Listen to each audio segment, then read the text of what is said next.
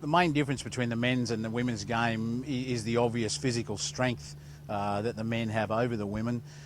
Having said that, the skill levels of the two are very similar. Yeah, particularly as we move forward and our coaching gets a little better.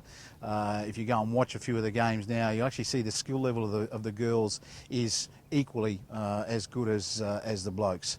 From our perspective, the other issue is that women in general are not risk takers, and trying to encourage them and coach that into them is something that's a really key point from a coaching perspective.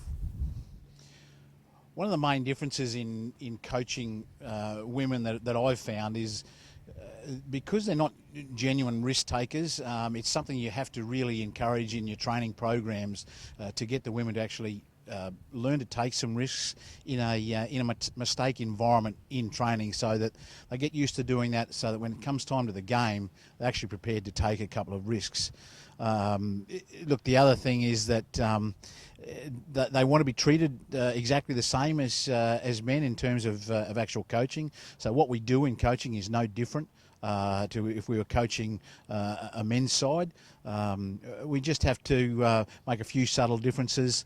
Look, from my perspective, don't use sarcasm. It's something that from a bloke's perspective we tend to use a lot. Doesn't work so well in a women's environment, and you're better off sticking to the detail. As a general rule, the ladies prefer the detail more so than the men. They want to know why they're actually doing something before you actually do it. Look, some of the challenges in the women's environment is that it's really important that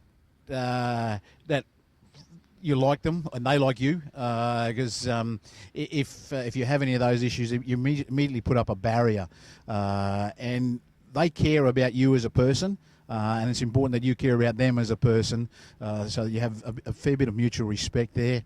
The other thing from coaching in a game is that they're very interested in your reaction as a coach, and if you're losing your cool on the sideline, they'll spend a lot of time actually looking at what you're doing on the sideline.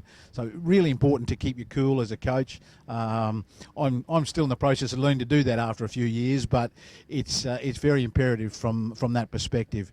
Certainly from the rewards point of view in women's cricket, they're willing to try things straight away. They certainly don't have the egos men do. And they're prepared to try things for a lot longer, and your rewards generally come a lot quicker than they might in a male environment. From my perspective, that's probably one of the most enjoyable parts of coaching in the female environment.